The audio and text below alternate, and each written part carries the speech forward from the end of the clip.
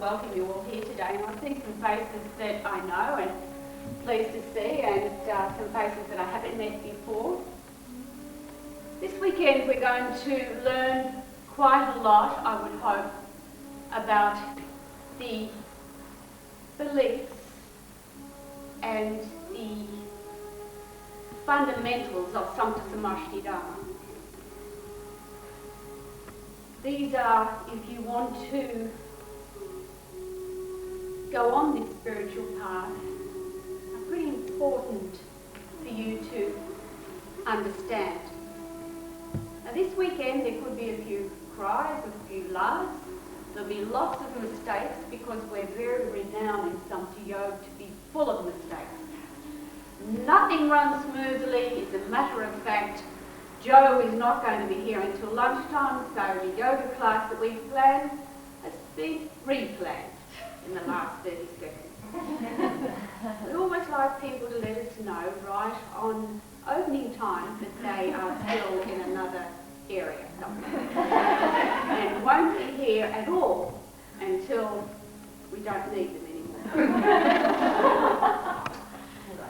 So now you're laughing, he's going to be crying. This weekend's pretty important because this weekend we're also going to be talking about cosmology, reincarnation, and I think in normally in a 2-day seminar your knowledge would have come undone once we've passed cosmology. And your attention to the Kundalini and astral states that we have planned for tomorrow would have dissipated totally overnight. But the way I want to teach you this weekend is hands-on and experience. Because I do not teach the orthodox way. I like to teach so that you understand, you experience, and you evolve. Because otherwise I'm standing up here just for my own benefit and nobody else's. And my vows do not include that sort of ego trip, to be quite honest. Now, you've all got some wool, which I bought at great expense at Neelkanth. So it has 2 colours on it. Any one of my old yogis tell me what the colours mean?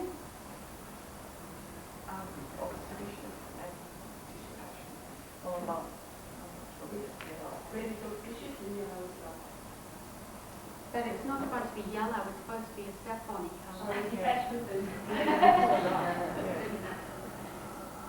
So this weekend, that's what we're going to really talk about. I want you to understand by the end of this weekend that you are not the be-all and end-all of the universe. That you are not the body that you're sitting in. That you were not Cleopatra in your previous life, or Mark Antony, however you might want to be. Right? I want to teach you there's much more realism in yoga than what you think or what you perhaps have read. I want you to take this band and I want you to give it to the person next to you and ask them to put it on your wrist, to tie it. Some of you are a bit quick, but that's okay. So everyone's got one, and you've all had your partner put it on you and you on the partner. I want you to be still for a moment, because this is important. This band on the wrist is really sort of representing the yogi tie, but also it represents your awareness right here and now. You're aware that somebody else quite close to you put that on. I want you to close your eyes for a moment now, and I want you to think where you are. How do you feel?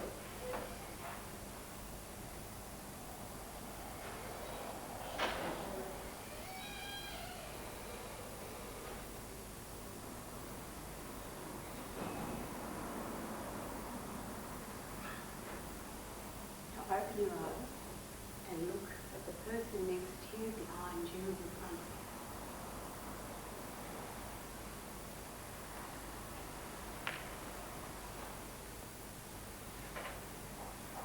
you. And then go home because no.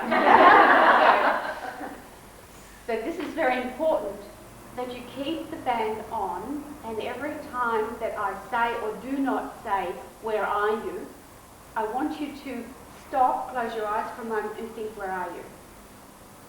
That is important, because no matter how many times I can teach, how many times I get every single person involved, not everyone is with me the whole time. Now, years ago when I used to teach, everyone used to go to sleep. Well, we've advanced since then. People don't actually go to sleep anymore, but they do wander. And I don't want you to wander, because the whole basis of this weekend is you're here and now. Do you understand? This is where you are. You may wish by tonight that you were elsewhere, but this is where you are for a reason. So be mindful. And now the program can start. Guru Brahma, Guru Vishnu, Guru Deva, Maheshwara, Guru Sakshat Parabrahma, Tasmai Shri Gurave Namah. Guru Brahma, Guru Vishnu, Guru Deva, Maheshwara, Guru Sakshat Parabrahma, Tasmai Shri Gurave Namah. Guru Brahma, Guru Vishnu, Guru Deva, Maheshwara, Guru Sakshat Parabrahma, Tasmai Shri Gurave Namah. Does anyone know what that means? Guru is God. What does Guru mean? And what sort of a teacher am I? No, a spiritual teacher. There are war gurus. There are history gurus. It is a word, a title. The same as Patanjali was a title, same as Kapila was a title. Think about that. It's a title. And here they say it doesn't matter. The greatest teacher of all is the universal consciousness. And what's that, Mona? I'm going to leave you to what's your next in the program? A chant.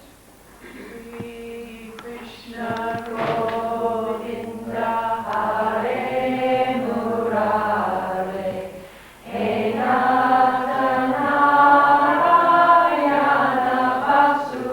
Vasudeva Shri Krishna Govinda Hare Murare He Nata Narayana Vasudeva Shri Krishna Govinda Hare Murare He Nata Narayana Vasudeva Shri Nata Narayana Vasudeva He Nata Narayana Vasudeva He Nata Narayana Vasudeva He Nata Narayana Vasudeva. Now we'll hand the program over to Megan. Is it Megan who's standing?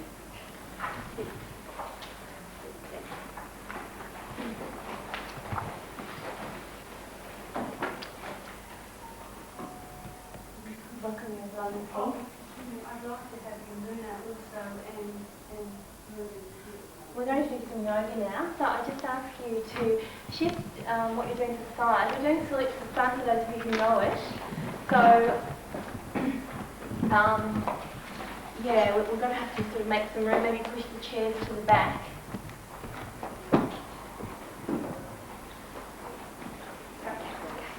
Yes, that's fine. I think if we all face the same way, face me a lot easier. So I'm going to face me so you can see what's going on. So I'm going to look straight and you can look at me. Is that alright? We might just have to adjust as we go. Okay. Has everyone got a bit of room? How are we going there? Yes? We'll just adjust as we go. We might need to go forward a bit more. You have to get closer to me, sorry.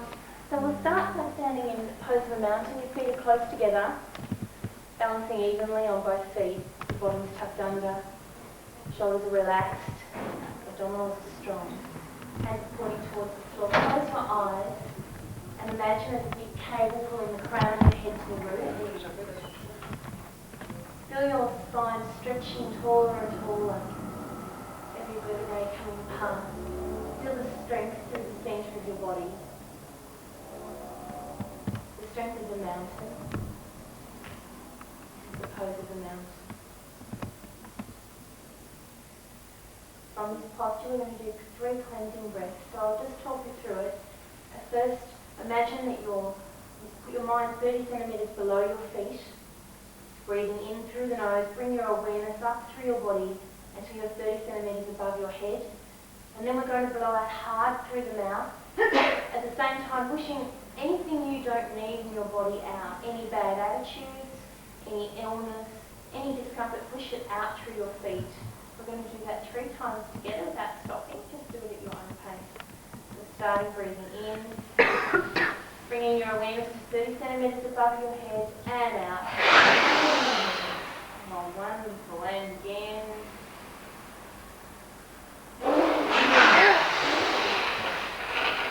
And last time, in through the nose, letting go of anything you don't need. Just taking a moment, letting the energy settle. Be aware of how you feel. Be aware of the difference that breath has made to you.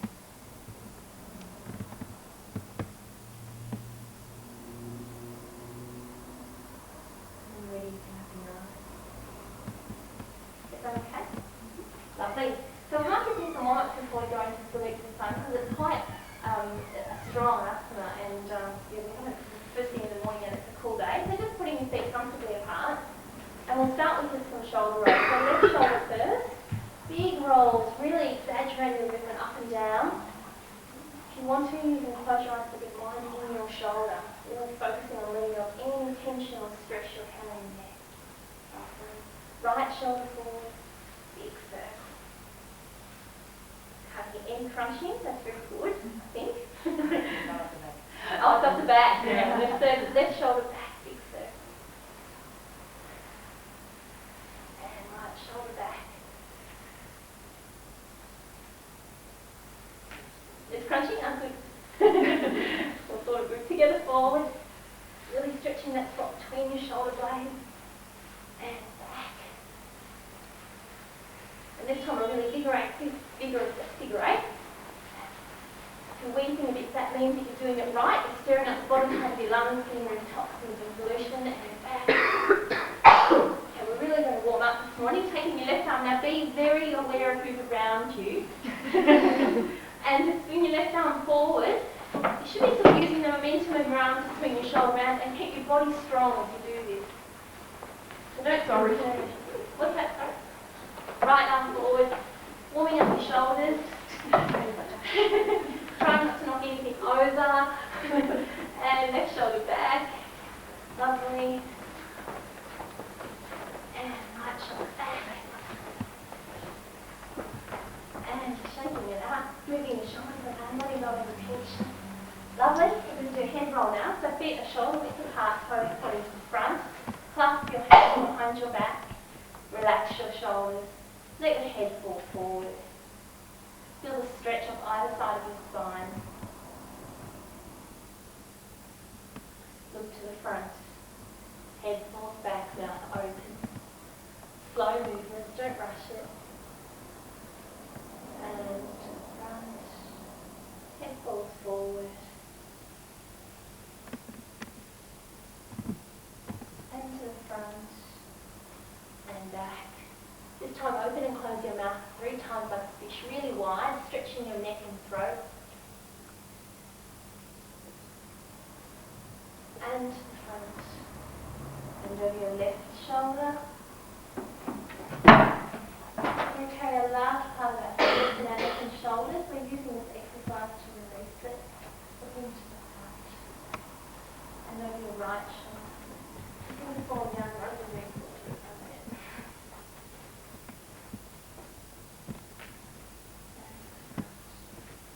And over your left shoulder, take it a little further.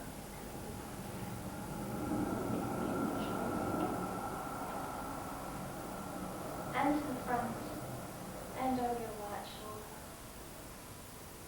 Really enjoying this, letting go of all the tension in the neck. And to the front. Drop your left ear to your left shoulder.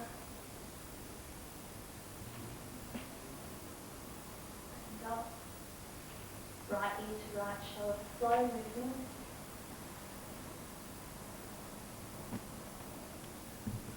And up. Left ear to left shoulder. Breathe in, breathe out, relax the right shoulder down. Enjoy the stretch. And up. Right ear to right shoulder. Breathe in, breathe out, relax the left shoulder down.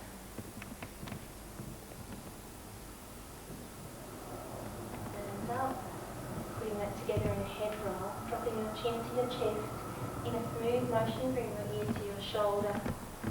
As your head comes back, your mouth is open. Ear to shoulder, chin to chest, 3 times one way, 3 times the other, at your own pace, using the weight of your head to massage out all the tension you're carrying in your neck. Don't go too far, really enjoy the stretch.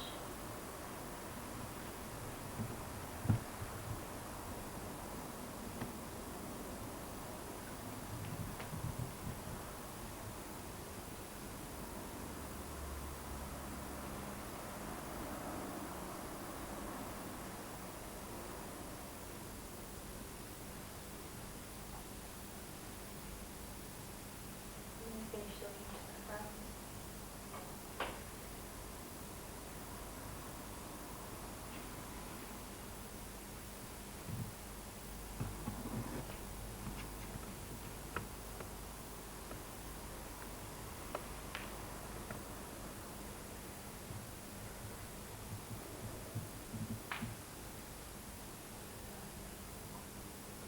Finish looking tight.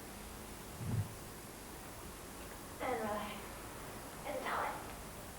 And relax. Shake it out. Stand with your feet together. Right hand in left. Close your eyes. 3 abdominal breaths or deep breaths if those of you don't know it. Close your eyes. Connect with your body. Be aware of how you feel. Let go of any residual tension.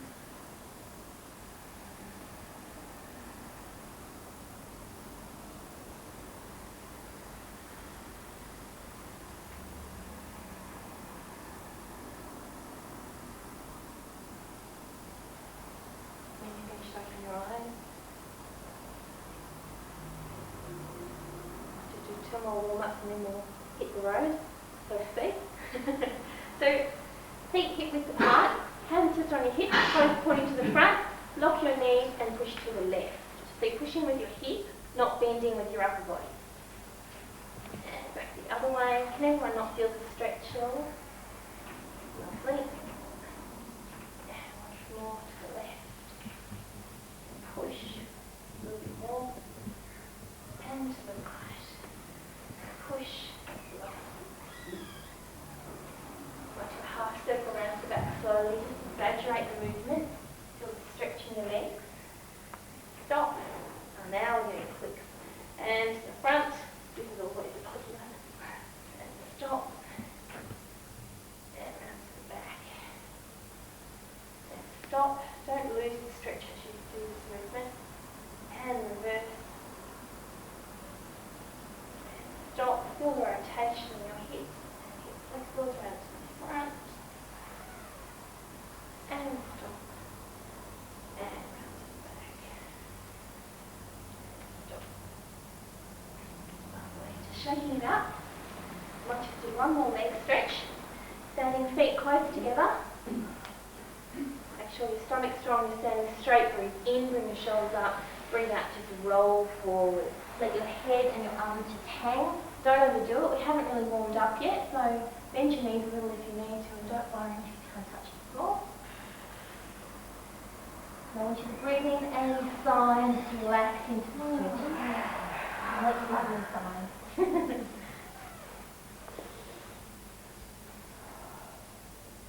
Breathe in, tighten the abs and roll up very slowly. The head and hands come up last. Hands come together in front of the groin. Breathe in, breathe out as you stretch up. Keep your palms together. Thumbs are locked, looking to the front.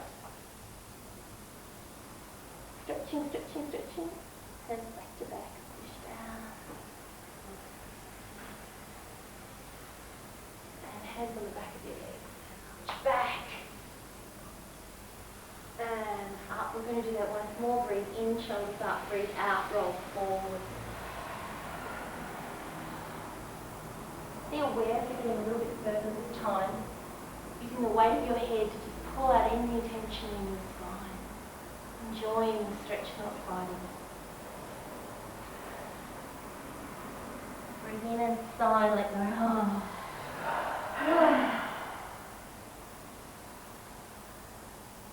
Breathe in, tighten the abs, roll up.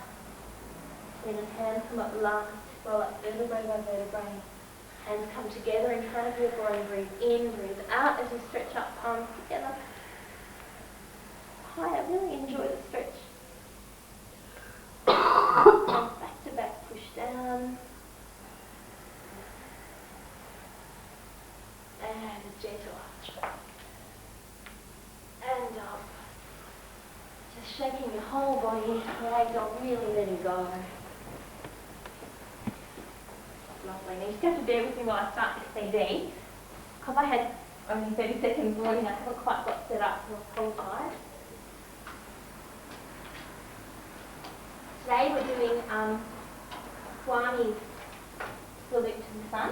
So there's actually the chants with each part of it as well, which is lovely. And we'll do that together.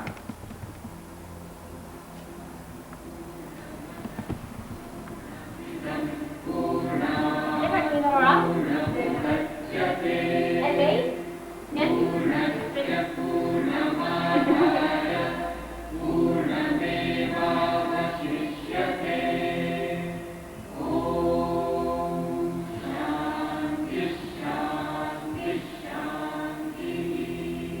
Stay in your body. Don't let your mind drift. Stay strong through your body. Stand in pose of the mountain, hands by your side.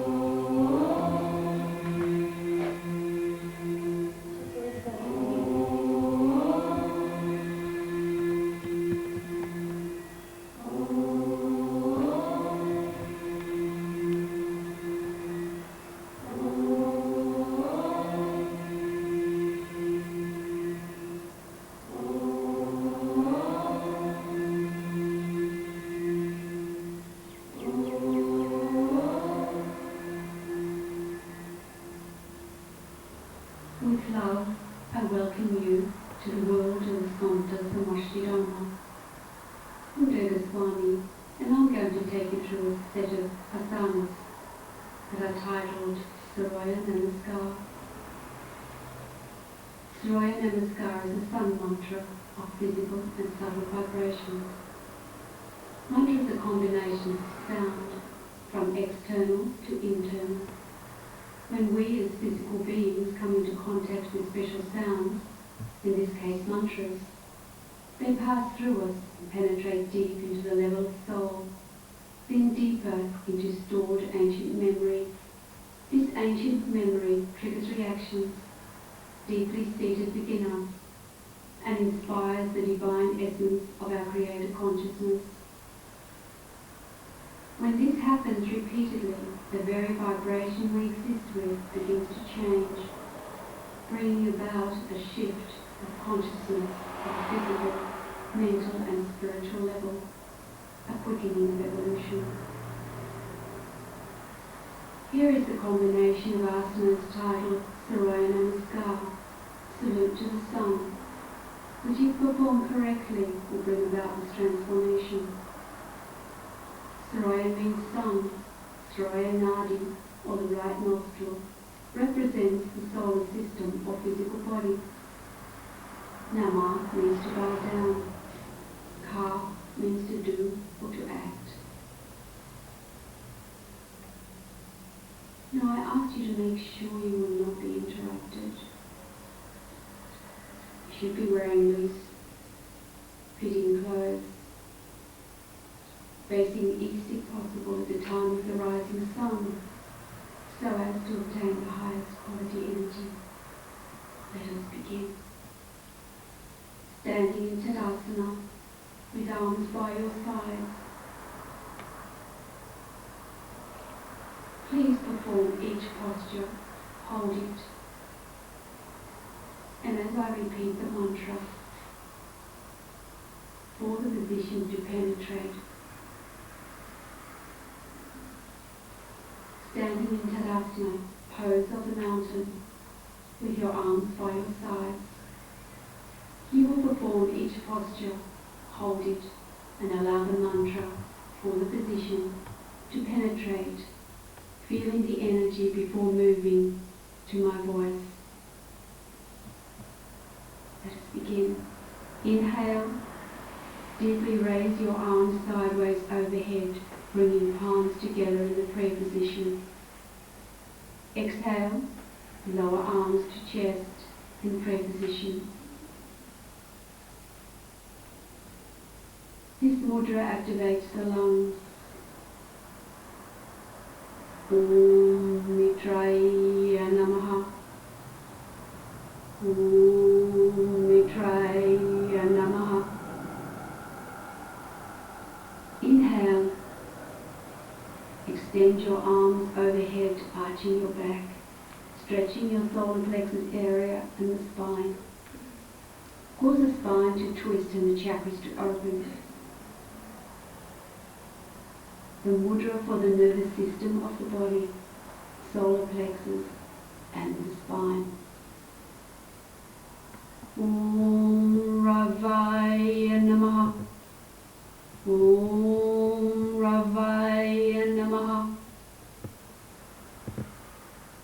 Exhale, placing the back of your hands together.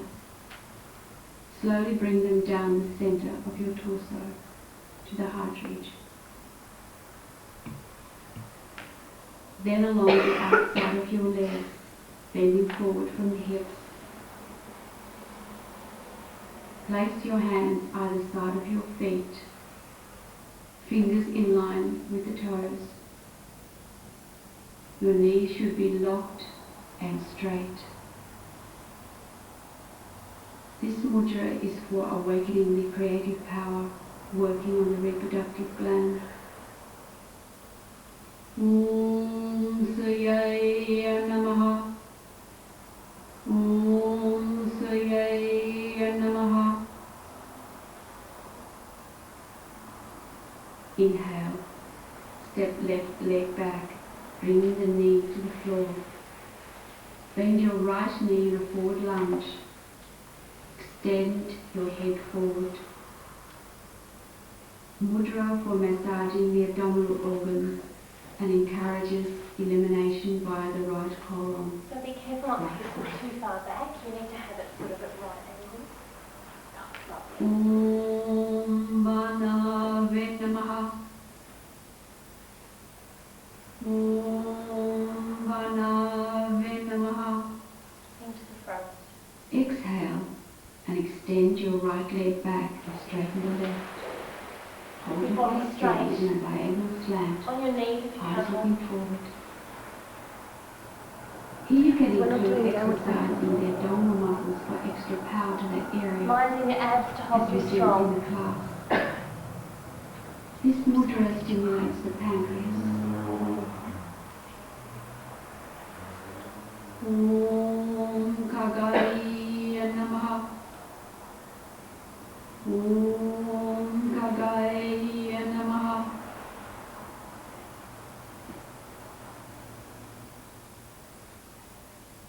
Minding your abs. Breathe in. Breathe out. Now holding without your breath, drop your knees, elbows, chest and chin to the floor, creating a strong lock in the lumbar region of the back. This asana is titled the bow. The mudra is stimulating the kidneys and working to regulate the suprarenal glands. Om Pushne Namaha. Om Pushti Namaha. Inhale, sliding the torso forward and up, extending the chest by bringing the shoulders down and back. Let the head continue down and back. Keeping your hips on the floor. This mudra is for the heart and the thymus gland. Elbows are soft. Om Hiranyagarbhaya Namaha. Om Hiranyagarbhaya Namaha. Now exhale and push up onto your feet and hands. Going for a triangle Raise the shape. body and allow the head to hang loosely between your arms. Make sure your heels are touching the floor. This inverted mudra stimulates the pineal and pituitary glands, increasing blood flow to your head. Om Marjaya Namaha. Om Marjaya Namaha. Inhale and bring your left leg forward, placing it in line with the fingertips. Between your hands. Bend your left knee into a lunge and bringing the right knee to the floor. Into the front of the Raise your head and look forward, expanding the chest. This mudra gives a complete massage and encourages total elimination of left side. Om Adi. Om Adityaya Namaha. Om Adityaya Namaha. Exhale and step the right foot forward and place it beside the left foot. hands to either side. Press your torso into the thighs. Straighten your knees and press the chin firmly into your chest. This is the mudra to regulate the thyroid gland. Om Savitri Namaha. Om Savitri Namaha. Gently inhale, extending your arms forward. Slowly raise them overhead and arch the back, flexing the spine and stretching the solar plexus area fully. This mudra is working on the parathyroid gland. Om Arpyaya Namaha. Om Akaya Namaha. Exhale, returning your hands to the prayer position over your chest, holding the position with your eyes closed. This is a mudra experiencing the body's harmony.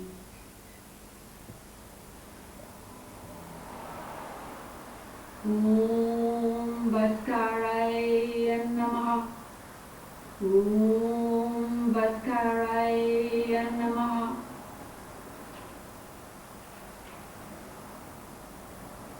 The asanas for salute to the sun has been completed, but you may continue and repeat up to 10 to 200 times a day. Remember always to begin with the left foot on the first section and the right foot with the second lot, so that you have an equal left and right side, the movements then being in harmony with yoga. Now relaxing, sit quietly on your mat. Breathe gently, moving to the pose of our journal, the warrior pose. So just staying in that posture, and I'll bring it back and we'll do the opposite side, so we're balanced, and then we have to do the other 99. So we're going to have to speed up just a bit. So I'm going to cross-legged posture. Your right leg sitting bending in front of your left foot. Yep. Pose of the warrior, or Arjuna pose, is actually like this, sitting comfortably like this. And the idea was that the warriors could get up quickly from this posture. And I'm going to try and demonstrate, but I'm sure they were much quicker than me.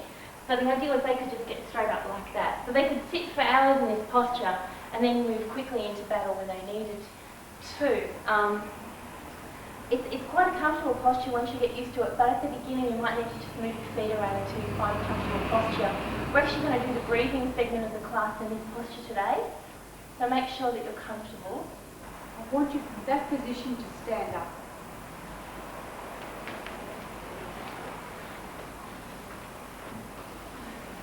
Difficult.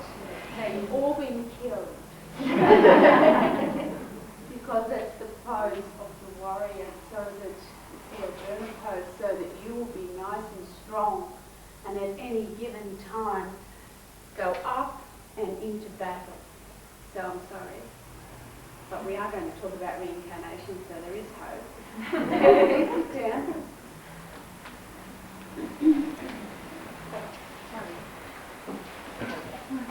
And many years ago when my teacher, actually what happened was I was sitting with some devotees, and my teacher likes to bait me because he likes it when I get really angry, which is about 98% of the time when I'm in India.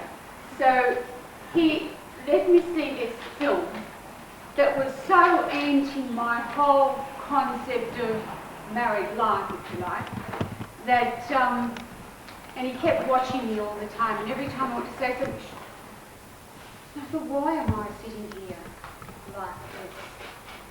And this film was about this woman whose brother put her off into marriage, and the fellow was really bad, and it finished up where the fellow beat the poor woman to death, and she raced back to her brother's house, and because of all his horrible doings of her life, she died in his arms, and he said, do you have a wish? And she said, I want to reincarnate as your sister again.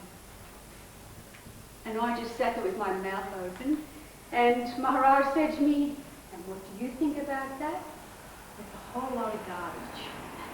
You would not in your wildest dreams want to be reincarnated as sister of that fellow. But actually, all of us want that. Isn't that interesting? All of us want that. But that's coming off the subject.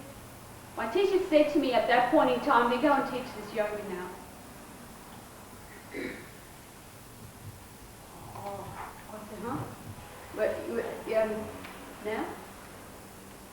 Although I've been with him for 15 years, his idea of teaching lineage Raj Yoga and my idea was totally different. Because I said to him, if I go in an orange robe down Collins Street with a begging bowl, I'll be arrested. And see, no one's going to sit cross-legged for hours and hours and hours and meditate. It's not possible. So that was why I devised the means of having, because, yoga is based on Patanjali anyway. So whether they tell you it's a Stanga yoga or it's the 8-limbed yoga or it's whatever yoga, it is Patanjali's yoga. And these 8 limbs are the disciplines of our lives. If we follow them, we can become easily enlightened. The only thing that's in our way is ourselves.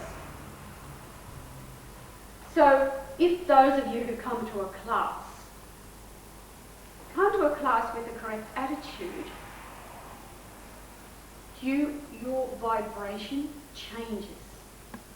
Because that's how we've devised the exercise. Not so that you can run a marathon, not so that 9 months pregnant you can stand on your head, but so that you can become a total person, a total reality in every state of consciousness. And that's pretty difficult to do. But nice of you are really getting there. It's quite amazing. Which brings me to a sharing talk. Now, a sharing talk is in India, when devotees sit around, they have these sort of sharing talks. Everyone talks. In my experiences, I've had what's called darshan, so I have seen, visions and whatnot. So everyone likes to hear my stories. That's all pretty good. And so, I'm not allowed to chant, but I can tell my stories because my teacher tells me I'm tone deaf. So just be quiet. Don't open your mouth until the chant's over, and then you can just talk then. So I'm going to ask Maya, who's the head of this centre, to give a sharing talk. Now, unlike other yogas, I don't check what they say. So I sit here thinking I should have my rescue remedy with me, but nevertheless, I'd like to know. Thank you very much.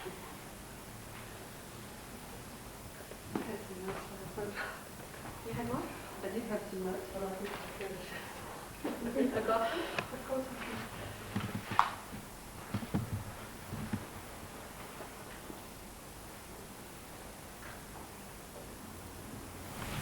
Swami says with good reason that she'd supposedly good reason that she wants to rescue remedy. We have a history because I'm a chela, and as a chela, I have a relationship with my guru.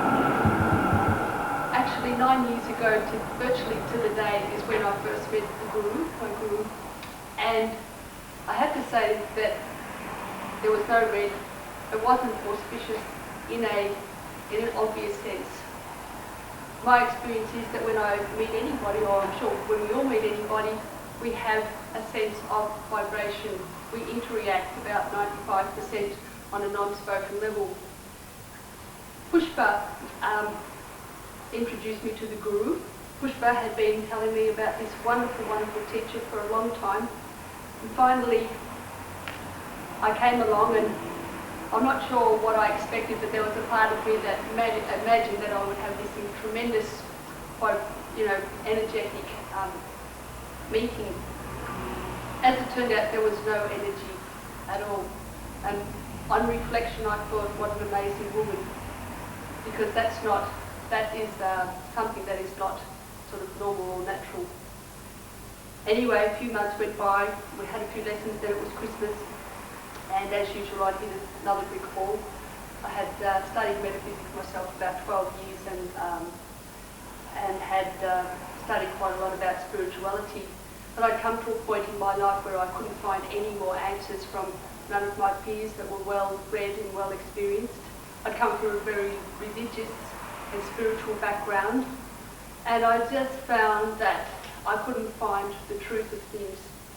I was in a personal crisis as well. Lots of things would happen. We don't need to go there, except that it's relevant in that I'm no longer in a personal crisis. In the 90s, I finally learned to perhaps start putting into practice all the things that we're taught. But at that time, I needed a teacher. I was sitting on my couch at home having a, railing at God actually, thinking that maybe I'd been called to become a nun or something. And realising that I couldn't do it on my own anymore because I thought I had to do it all on my own.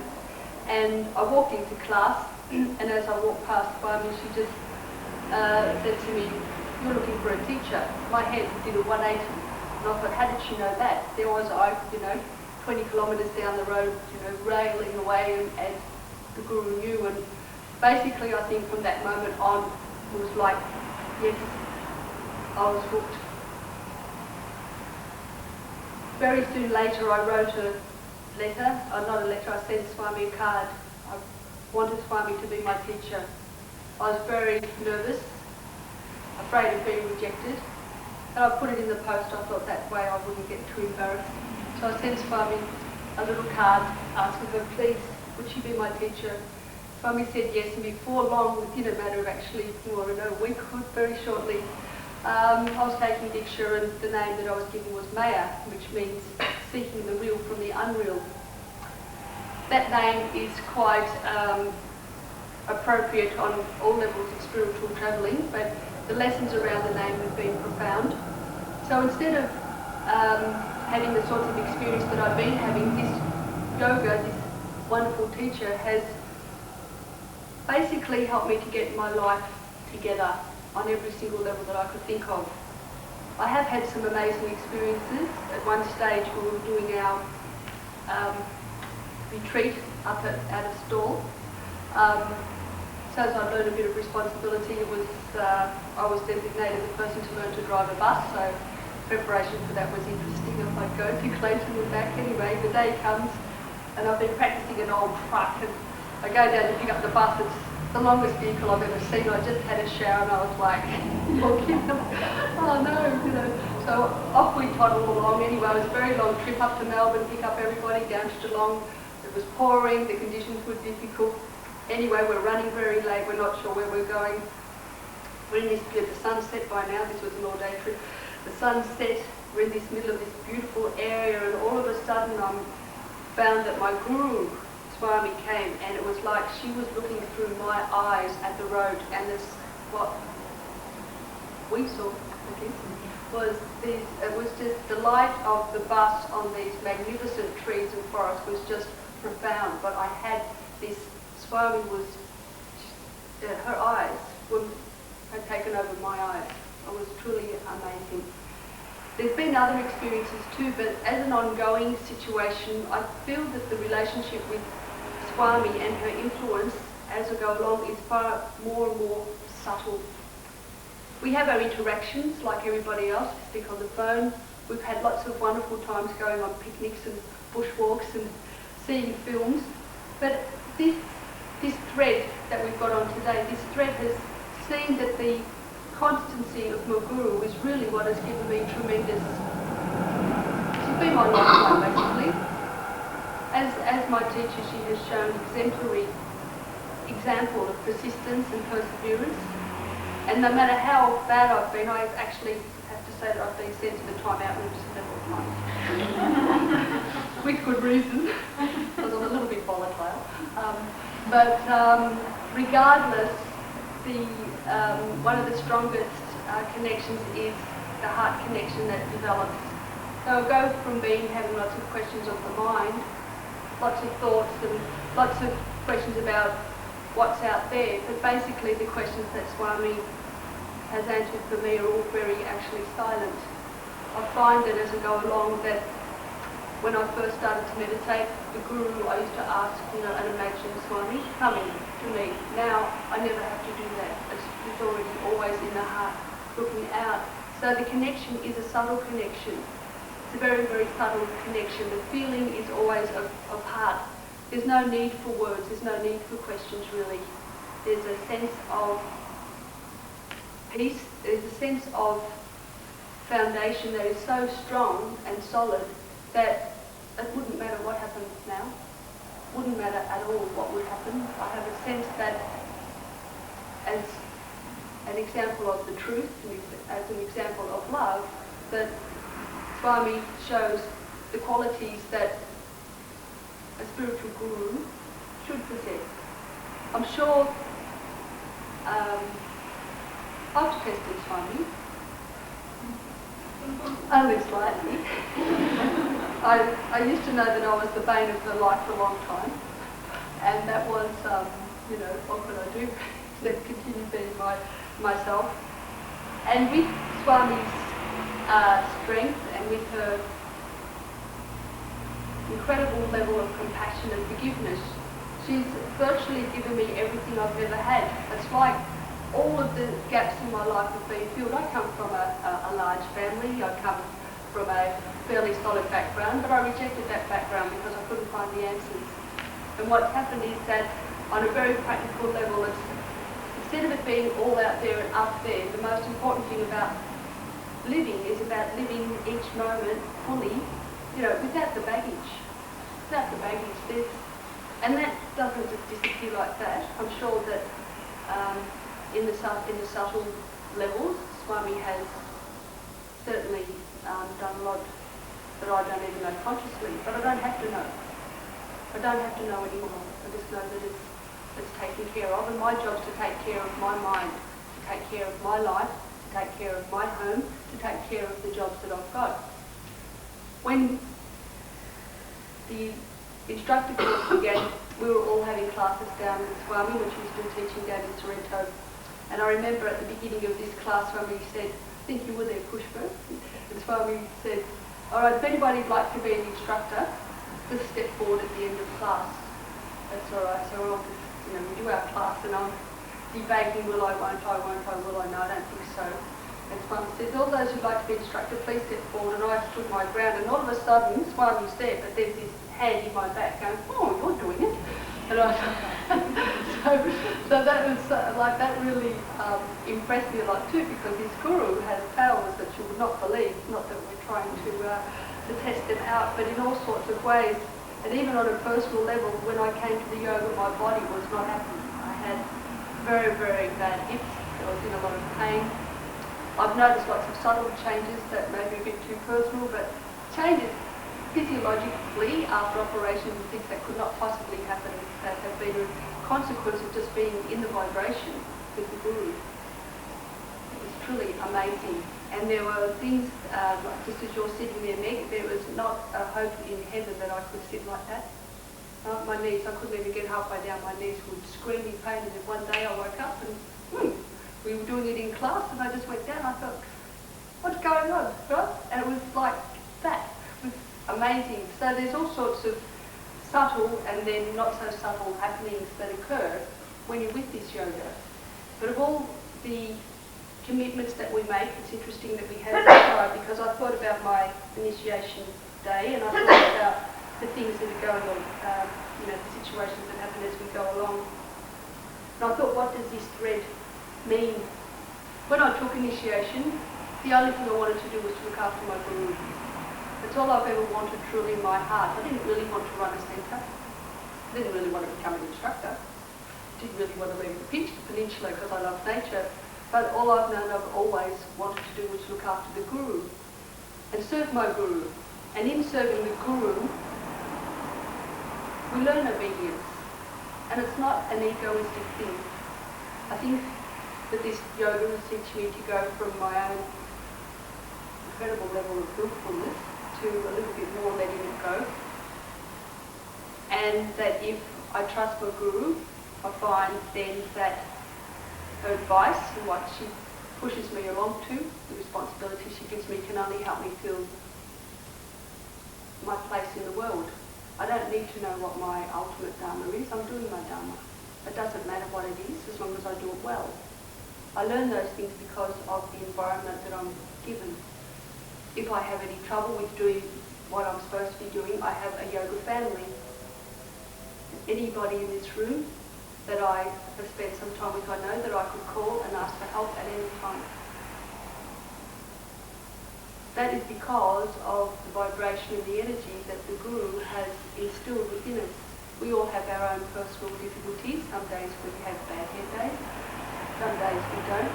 But as we continue to grow and learn, I think that there's a sense of family and compassion that maybe we didn't have, in the 90s ago when I started. Back in the old days, things have changed even since then. The communication, we didn't have Diksha monitors, Diksha people. We took the name and then took initiation, and then we discovered what it meant. So now as we become larger, we're finding that there is more protocol.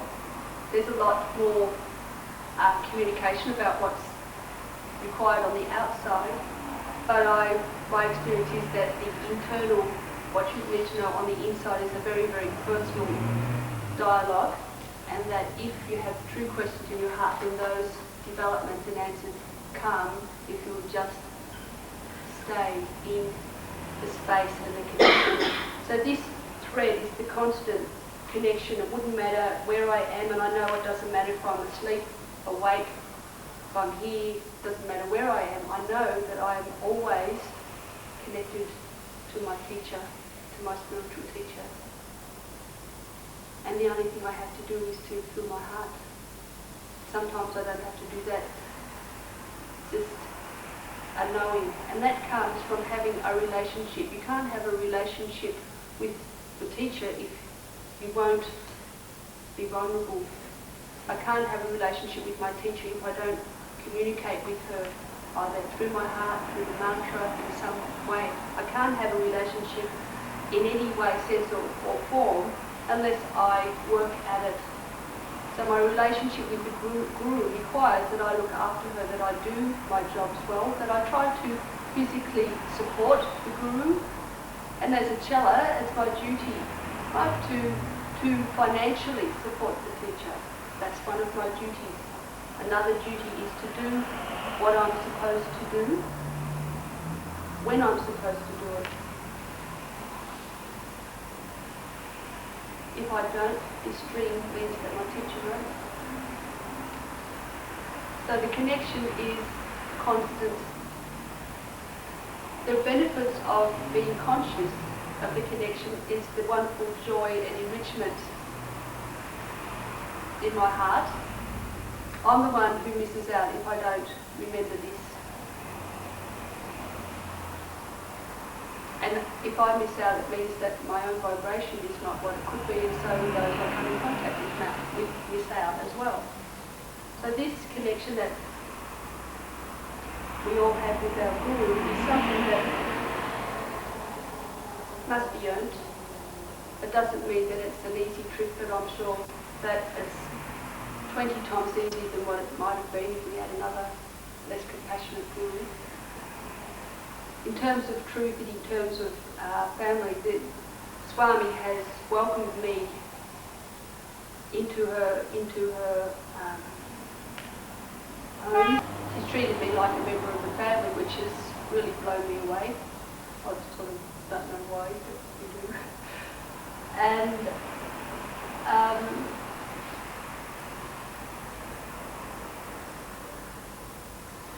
she's shown me that living this life well is the most beautiful thing that I can do.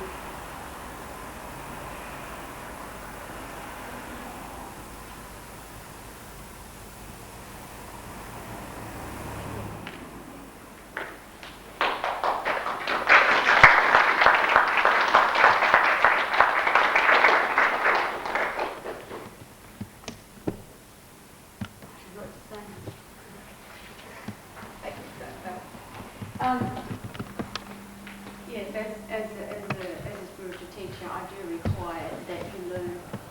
That's the main thing, and I do require that you use the knowledge that you have to move forward spiritually. That is where I am very strict about that, and my lineage is my line. Now, we are going to have an early lunch, so I'm sorry about that, Karen Jane. I just will slip you forward about an hour different to what you thought. And last time we had a 2-day retreat. Well, those of you who are left, the last time we had a 2-day retreat, we had some people who were not happy with the food that we supplied. But in actual fact, we don't supply the food for these 2-day retreats. Everyone brings something and we'll put them together. So if everyone's in a sweet mood, I'm afraid you have a very sweet lunch. And if everyone's in a savoury mood, you'll have a savoury lunch. But, you know, if it's consecrated food, then who really cares? And we don't worry about the diet. So there's no problem. Now what I'd like you to do is once again close your eyes. Look at your band.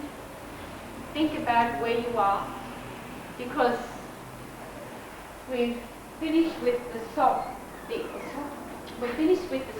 part of the day.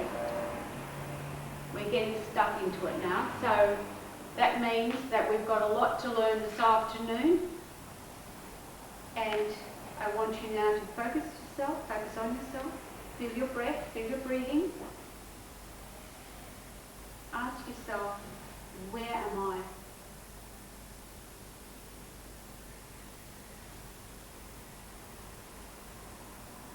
Why am I here? At this moment in time.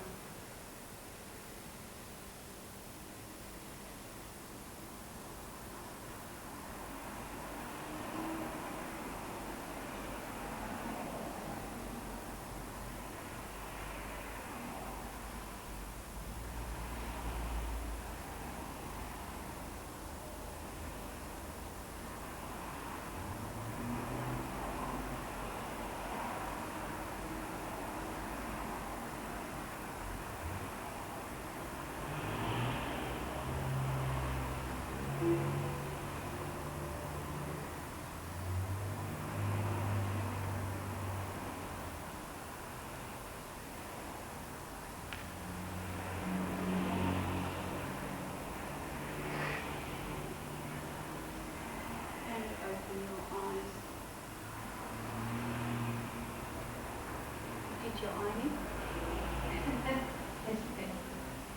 So now we're going to stop, although it's only 11:30, stop for lunch. I'm going to give you enough time, because we have a small property here, to have your lunch and go for a walk after. I will ring the bell in 3/4 of an hour and you will be back. So that is at 1:15. You come back and we commence the afternoon. We have a lot to do and a lot to learn. Each of you have a book. You've been given a book which has the topics in it for today and tomorrow. And in those books, you have it printed on one page, on the other page it's blank, or on the back of that page is blank. It's blank for a reason, so that you may take your notes and write them on the relevant page behind whatever you are learning at that point in time. So this afternoon we're going to be learning about cosmology, my pet subject, I don't think, and because Maharaj, of course, studied physics and things, so he's quite good at that sort of thing. He's always telling me, make it scientific. And I think, my goodness gracious me, I can cook a cake, but too scientifically is a bit much. So we will learn about cosmology, we will touch on cosmology, we will understand how this universe is so connected to us and how we are so connected to the universe. And then we will talk about the organs of action and perception. We will talk about how that moves into cosmology. We will also, from there, depends how we go and have a cup of tea. If not, we won't. We will go into reincarnation, which is a very great subject. And of course, cosmology moves very closely with reincarnation. I hope everyone here believes in reincarnation. If you're not, I hope you will by the end of the day. If not, we're in trouble. As I took my grandmother once, and I come from Richmond, so you can imagine my grandmother was born and bred in Richmond. And after my grandfather died, she went to live with my mother, and my mother wrote to me, and I was living in India, and said, I can't stand her anymore, you'll have to take her. And I thought, I'm living in India and I've got to take her. So my husband flew to Australia and picked up my grandmother, who had been to Queensland by car in 1956. So off she toddled with her handbag over her arm, her Fletcher Jones skirt on, her twin set, her pearls, and she arrived in India. And I taught at British school at that time, so my grandmother was all of a sudden saw all these servants around, which we had 12, and I'm going off to teach school. She had a vocabulary, did Nan, who said to me, what the so-and-so and so do you think you're doing going off to school? I need to go to hairdresser. And I said, Nan, there isn't any in Delhi. But some way of getting it done. I eventually took my grandmother, of all things to do, to Bazana. Why wouldn't I take my grandmother to Bazana to meet my guru? I tell you. I had my wraparound skirt on and my t-shirt, and Nan had her pearls in her handbag, and off we trotted in the car. And we got to Bazana. In those days, those of you coming on the trip with me, Bazana is nothing like it was in those days. He had a wall around this little piece of land, and inside was his marigolds growing, and of course a toilet, because Maharaj is very into toilets. Because I'm always looking for toilets, so he builds them wherever he goes, he builds a toilet. And he had a kitchen sort of thing and a room. So we went inside and sat down on a chapoy, which is one of those rope beds. And my grandmother's looking around all over the place, and she said, "What the hell is this dirty black man doing here?" She said, "Oh, in all my born days, my age, I've never been in a place like this before." I said, "Do you want to go to the loo, Nan?" "Not likely, I'm not going to the loo here. Wait till I get home." Of course, she did go to the loo. But Maharaj said to her, "Would you like a cup of tea, Nanny?" Called her Nanny. She looked at him and she said, "I'll have a cup of tea, thank you." So Maharaj went off to have a cup of tea, and she said, "I bet his cups are dirty. I don't want to be here." And he came out and he said, "Oh, Nanny, my cups are very clean. I'm sure it's not so much bad being here." So he really entertained her for the day. I won't go on. But anyway, he said to our Nanny, "What do you think about death?" So listen here, son, when you're dead, right? You live and you die. What else you got? I've been around a lot longer than you, and I know when you're dead.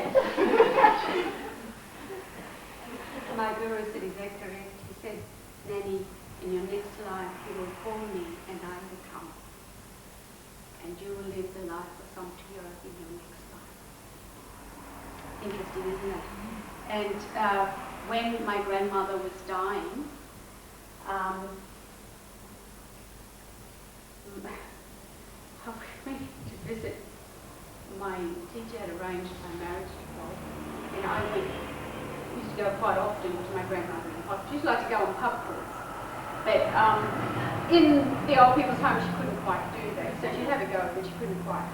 So when Nan was dying, I was there almost every day, and I would say to her, "Would you want a beer?" "No." I said, "Well, tell me what you really like to think of. I'm trying to prepare her for death, you see." So she said, "I like to think about," she used to belt shit out of me. She said, "But you always come up. I don't know what's the matter with you." She said, "You're pretty strong." "No, I don't want anything. I'll just look at you." So then I said, "Do you remember India?" And she said, "The one with the turban on." My grandmother had in her very old senility crossed from Maharaj to Satyarji. Interesting, isn't it? Then she got very ill and she couldn't breathe. So I rang India. I rang friends of mine who sent their son to Bazana. Tell Maharaj, because you couldn't ring there, tell Maharaj Nanny's very ill, she's suffering. So they went 3.5 hours. It's only from here to Sorrento, but it takes a little while. So 3.5 hours they drive. Maharaj opened the door and says, "What's the matter with her?" "Nanny's all right, I'm taking care of it. Go and tell her." They hadn't opened their mouths, so of course they didn't get anything. They had to get back in the car and drive back. Then they had to say, ring me up. "What's happened?" "He knows about it." I said, "I know he knows about it." "Ma?" I said, "It's all right, sorry, we're all right." Interestingly enough, my grandma, when she died, thought of Maharaj and Satyarji. So you see, it doesn't matter where you're born, where you come from, or what background you have.